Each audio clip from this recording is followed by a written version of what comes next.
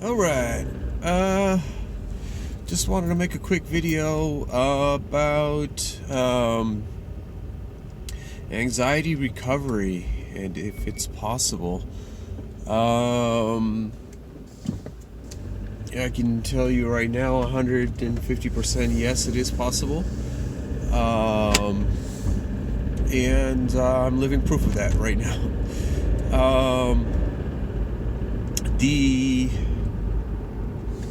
The journey was definitely not what I interpreted from watching other recovery videos.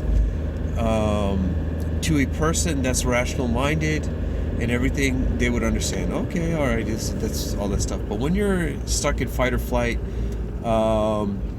listening to those type of things, I've found that there's certain things that you resonate with, and there's certain things that you pick and you hold on to for comfort, to kind of assure you that this is not going to be forever, which is fine. But this is where I also feel like recovery videos and other people's stories are so not dangerous, but probably not conducive to your recovery. I think with anxiety recovery, the fact, all you need to know is yes, it is possible, and number two is just learning a few things as far as what it will require to come out of that, and also out of that state, and also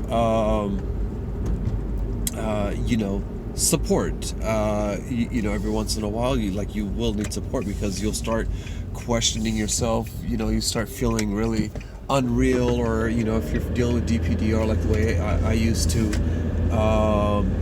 so it helps to get support at that point, right? But oh man,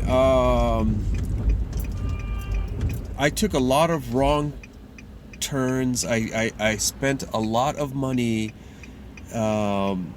Looking back at it now, just like, holy shit, I spent a lot of money on just trying to feel better, and at the time it felt completely like the right thing to do, but literally over $10,000, I want to say close to like 20K on credit cards, on whatever I could do, because I was sure that this person's program or this healing modality is going to help me. This is going to be the one. This is it.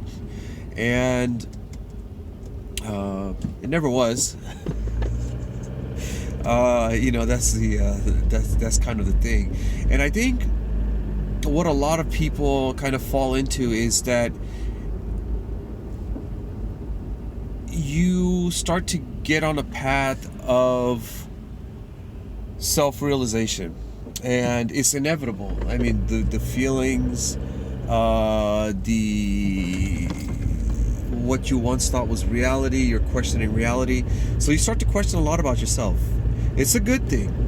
But when you're in a sensitized state, it's an overwhelming thing, right? And so my suggestion to everybody is just to focus on recovery. Focus on recovery 100%. And what I mean by that is not engaging with the symptoms, not engaging with the thoughts and ideas and feelings, and just really learning to become okay with it.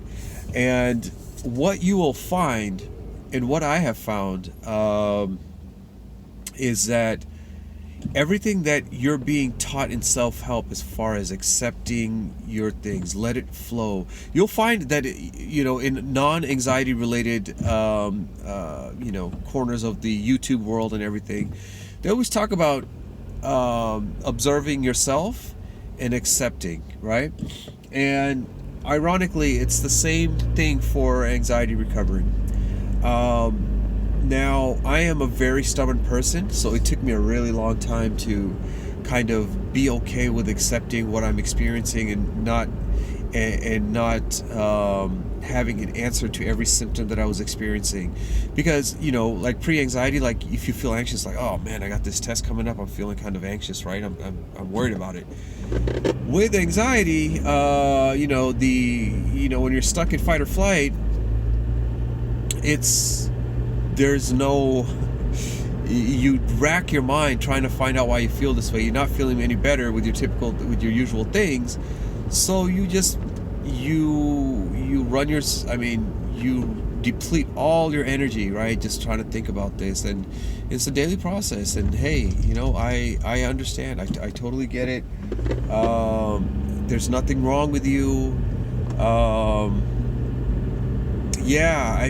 I feel so much different now.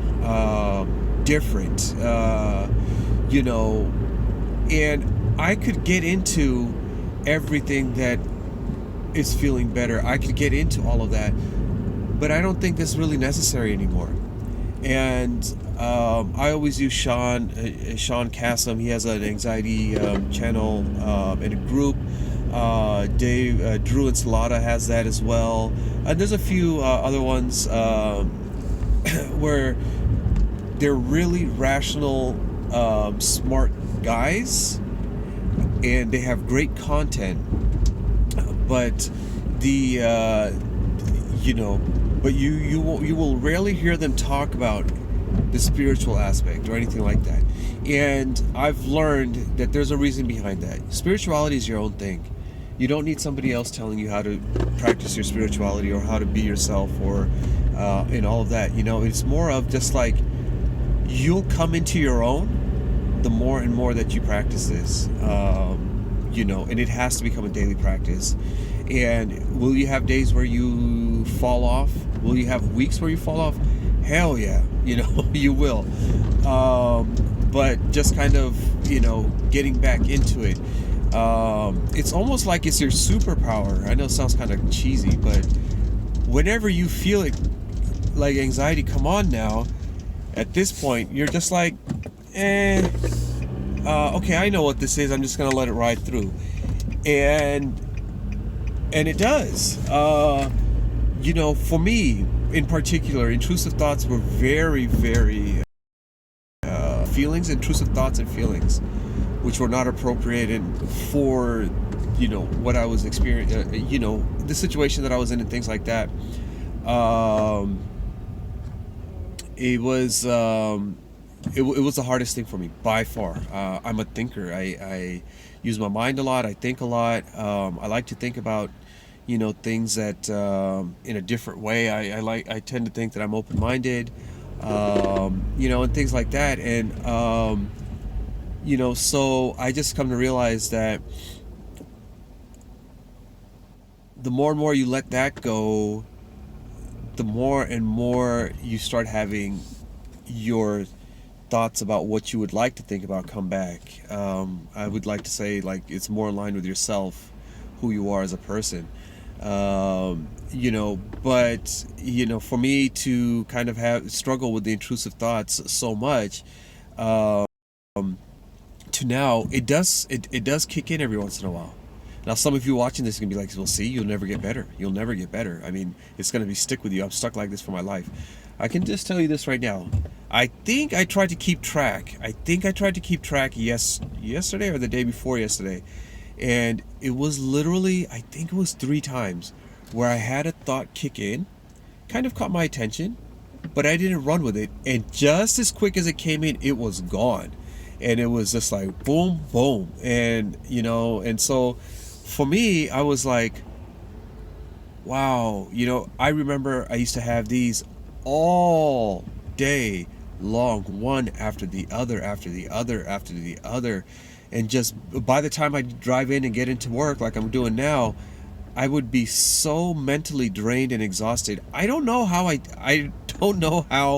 I kept on going, but I did, and I was still succeeding at my job, even though I just wasn't feeling anything, and so I just wanted to make this video. I am going to take the time, and I am going to start a podcast and post the content to YouTube and kind of try to get this word out there, because I definitely feel like I'm in a space now to kind of share this information, to help people that might not have credit cards to open, you know, to or cash flow to just join programs and everything, just to kind of provide content like on a weekly basis, hopefully that people can use to